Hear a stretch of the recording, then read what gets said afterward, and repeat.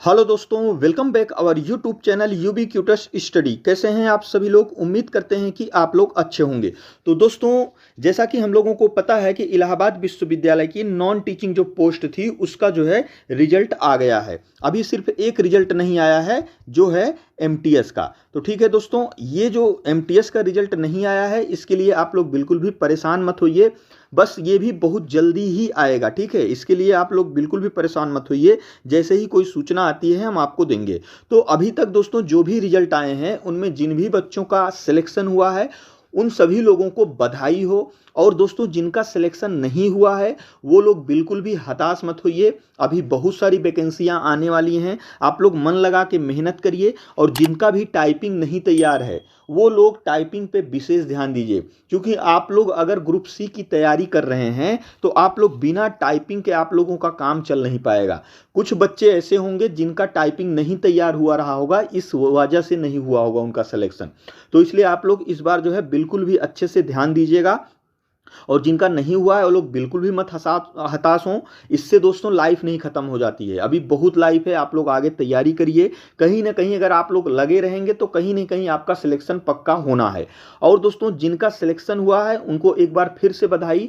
उनको दोस्तों बताना चाहते हैं कि जब आप लोग जो है ज्वाइनिंग करने जाएंगे उस समय आपको कौन कौन से डॉक्यूमेंट्स वहां पर ले जाना पड़ेगा, ठीक है। और इसी के साथ दोस्तों आपको हम बताना चाहते हैं कि जिनका भी सिलेक्शन हुआ है वो लोग एक चीज का विशेष ध्यान देंगे कि कल तक जो है इसका अपॉइंटमेंट लेटर भी आने की संभावना है। अगर कल तक नहीं आता है तो आप लोग मान के चलिए कि छुट्टी में भी आ सकता है, ठीक है। तो इसके लिए आप लोग परेशान मत होइएगा, लेकिन यह है कि जल्द से जल्द आपका अपॉइंटमेंट लेटर आएगा। चांस ये है कि आपका जो है अपॉइंटमेंट लेटर कल ही आ जाएगा। तो दोस्तों अगर ऐसा होता है, अगर आपका अपॉइंटमेंट लेटर आता है तो आप हमें जो है व्हाट्सएप, मेरा नंबर है डिस्क्रिप्शन बॉक्स में है, हमें आप लोग जरूर बता दीजिएगा, जिससे सभी बच्चों को हम बता दें, सबको जो है इसके बारे में पता हो जाए।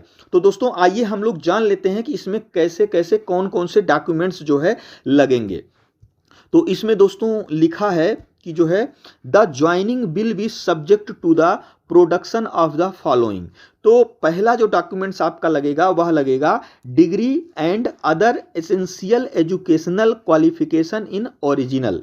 तो दोस्तों इसका कहने का मतलब यह है कि आप लोग मोटा मोटा आप लोग ये जान लीजिए कि आप लोग के पास अभी तक जितनी भी डिग्रियां हैं आपके पास, ठीक है, डिग्री वगैरह दोस्तों सब कुछ जो है ओरिजिनल लेके जाना है। यानी कि हाई स्कूल, इंटर, ग्रेजुएशन, अगर आप लोगों ने पीजी किया है तो पीजी, कोई भी डॉक्यूमेंट्स जो है आपको छोड़ना नहीं है। कोई भी अगर आप लोग टेक्निकल जो है डिग्री आप लिए हैं और ट्रिपल सी जैसे हुआ इस टाइप की डिग्री भी अगर आप लोग लिए हैं तो आप लोग साथ में लेके जरूर जाइएगा। इससे आप लोग बिल्कुल भी मत चूकिएगा।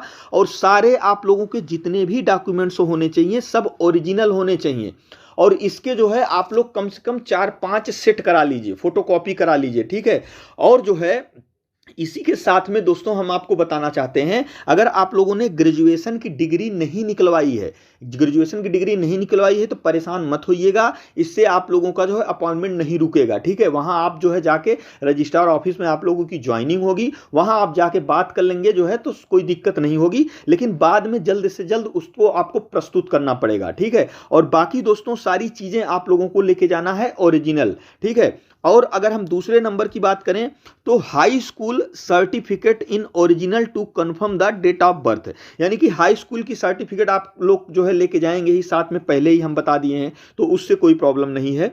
और अगला क्या है, अगला है the certificate of fitness from the medical officer university of Allahabad. इस पॉइंट को आप लोग ध्यान से समझिएगा, तभी आप लोगों को समझ में आएगा। दोस्तों ये जो है फिटनेस सर्टिफिकेट वहां पर लगेगा जो इलाहाबाद विश्वविद्यालय की डिस्पेंसरी है, वहां से आपको जो है ये मिलेगा। लेकिन दोस्तों ये जो है कल लेके जाना जरूरी नहीं है, इसमें लिखा भले है, इसको दोस्तों आपको टाइम दिया जाएगा, 1 से 3 महीने आपको टाइम दिया जाएगा। आप लोग आराम आराम से जाके वहाँ जो है ज्वाइन करिए। ज्वाइन करने के बाद जो है आप लोग को एक प्रोफार्मा दिया जाएगा, ठीक है, उस प्रोफार्मा को भरिए। उसके बाद उसमें उसके साथ जो है आप अपना अपॉइंटमेंट लेटर जो आएगा आपका, उसको आप लोगों को इसके साथ लगाना है।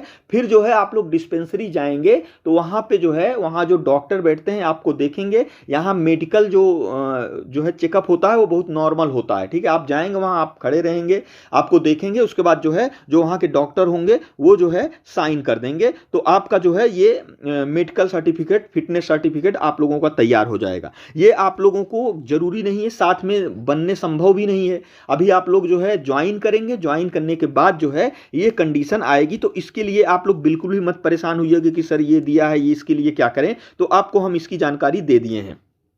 अगला पॉइंट है production of no objection certificate in original if already in service. ये उनके लिए है दोस्तों जो अभी ऑलरेडी सर्विस में हैं कहीं पर, ठीक है, कहीं पर जो है सरकारी सर्विस कर रहे हैं। ये पॉइंट उनके लिए है दोस्तों। वो जब फॉर्म भर रहे होंगे तो वो जो है जहां वो काम कर रहे हैं वहां से एनओसी लिए होंगे, ठीक है। एनओसी जो है इसी को क्या कहा जाता है, नो ऑब्जेक्शन सर्टिफिकेट। तो वो जो है आप लोग अपने यानी कि जहां पे आप काम कर रहे हैं वहां से आप लोग लिए होंगे कि आपकी जो अथॉरिटी है उनको कोई भी इससे प्रॉब्लम नहीं है कि आप यहां के लिए फॉर्म भर रहे हैं। तो यही इसीलिए जो है एनओसी होता है, तो आप लोग लिए होंगे, तो उसको भी साथ में लेके जाना है वहां पर जो है ज्वाइनिंग करते समय। इसको आपको जो है सबमिट करना पड़ेगा, ठीक है। अगर अगले पॉइंट की बात करते हैं तो अगला पॉइंट है production of relieving certificate from the last employer if in service. ये भी जो सर्विस कर रहा है अभी ऑलरेडी उसके लिए है दोस्तों। तो जब आप लोग सर्विस कहीं पर कर रहे हैं तो अगर आप लोगों का यहां सिलेक्शन हो गया है तो वहां से आप लोगों को रिलीविंग लेनी पड़ेगी, ठीक है। वहां आपकी जो अथॉरिटी होगी वहां से आपको मुक्त करेगी कि अब आप जो है जा सकते हैं, वहां ज्वाइन कर सकते हैं।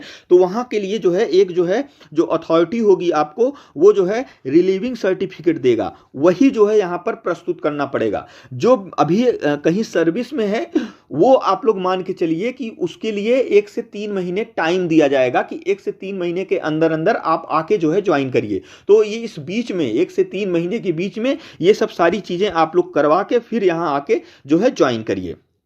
अब अगला जो पॉइंट है वह है production of category certificate SC ST OBC EWS in prescribed form if any. तो दोस्तों अगर आप लोग जो है कैटेगरी में यानी कि आप लोगों की कैटेगरी में जैसे SC ST OBC EWS candidate हैं आप लोग, तो आप लोगों के लिए जो है कैटेगरी सर्टिफिकेट ले जाना बहुत ही मस्ट है, बहुत ही जरूरी है। तभी आप लोगों का जो है रिजर्वेशन मान्य होगा, वरना नहीं मान्य होगा, ठीक है। तो ये जो है आप लोग कोशिश करिएगा कि सेंट्रल गवर्नमेंट का जो है आप लोग बनवा के ले जाइएगा। जैसा कि हमने आपको ये सब सारी जानकारी आपको हमने पहले ही दे दिया है, तो इसके लिए आप लोग आई होप कि आप लोगों ने इसको जो है सब तैयार कर लिया होगा। तो यदि आप लोग अभी तक नहीं तैयार किए हैं तो आप लोग के पास टाइम है, आप लोग इसको जो है तैयार कर लीजिए, ठीक है।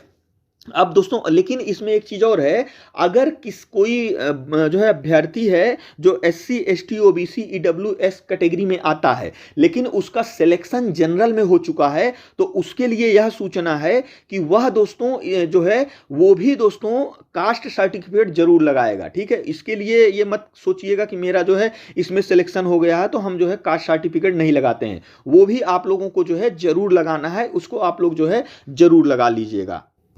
अगला पॉइंट क्या है, तो दोस्तों अगला पॉइंट है certificate of disability if any. अगर आपकी कोई डिसेबिलिटी है यानी कि आप किसी भी तरीके से विकलांग हैं तो आप लोगों को विकलांग सर्टिफिकेट भी ले जाना पड़ेगा, तभी आप लोगों को इसमें रिजर्वेशन मिलेगा, अन्यथा नहीं मिलेगा। तो ये जो है जो विकलांग लोग हैं उनके लिए है, आप लोग इसका जो है विशेष ध्यान दीजिएगा। अब अगला क्या है, अगला है details of family members and dependents if any. तो अगर आप लोगों के फैमिली मेंबर यानी कि आपके पेरेंट्स जैसे मम्मी पापा हुए, अगर आपकी शादी हो गई है तो आपकी वाइफ, आपके बच्चे, ये जो है इंडिपेंडेंट है। तभी इंडिपेंडेंट होंगे जब आपके पिताजी या माताजी पेंशनर नहीं होंगे या फिर कहीं जॉब में नहीं होंगे, तो उनको भी जो यूनिवर्सिटी से जो व्यवस्था मिलती है उनको भी मिलेगी। ठीक है, तो ये दोस्तों बात की चीजें हैं, ये जो है इसमें ले जाने की कोई जरूरत नहीं है। जब आप लोग ज्वाइनिंग वगैरह कर लेंगे तब इसकी जरूरत पड़ेगी। ठीक है, तो इसके लिए आप लोग परेशान मत होइएगा। तो दोस्तों ये पूरी जानकारी थी,